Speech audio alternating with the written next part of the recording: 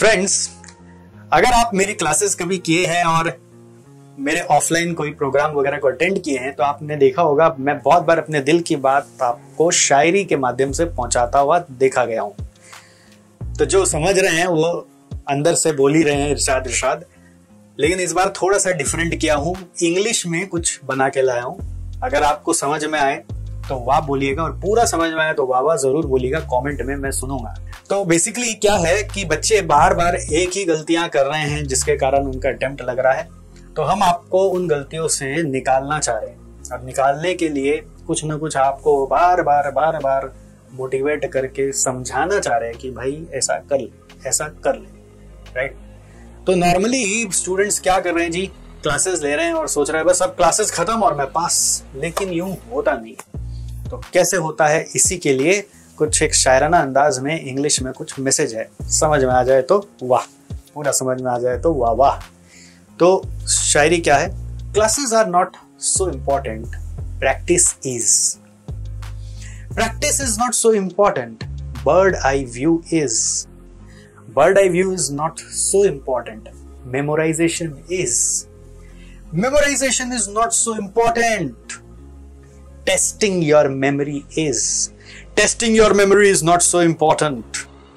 Reviewing what you got in your marks in test is. So, अगर आपको ये बात समझ में आ गई तो आपको मिल ही गया होगा कि आपको क्या क्या चीज पे काम करना है। इसके अलावा 3 बोनस और देता हूं। पहला बोनस ये है कि आपको सिर्फ और सिर्फ पढ़ाई पे ही काम नहीं करना है, अपने ऊपर भी काम करना है।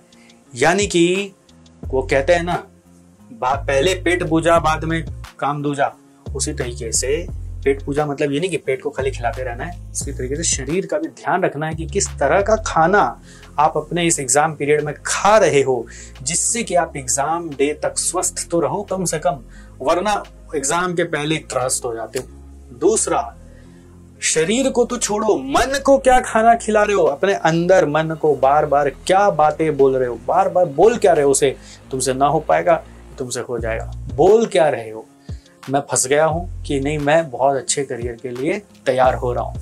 जो बोल रहे हो वही आपके अंदर बनते चला जा रहा है, वही आपकी जिंदगी फ्यूचर में लेकर आ जाएगी आपके लिए। तो ये बहुत इंपॉर्टेंट है कि आप मन को क्या बार बार खिला रहे हो।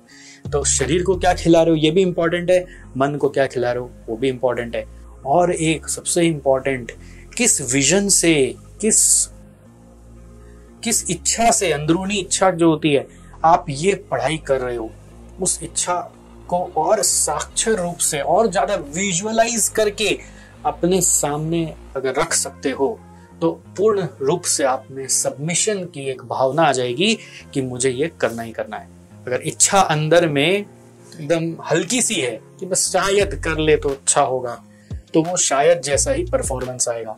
अगर इच्छा जोर की है कि करके रहना ही है, नहीं तो क्या फायदा इस जीवन का, मतलब ऐसा टाइप का है। ये नहीं कि इसका मतलब ये पूरे नहीं तो जीवन ही खराब है, ऐसा नहीं है, बट ये सोचना है कि इस जीवन में ये तो करके रहना ही है और ये होके रहेगा।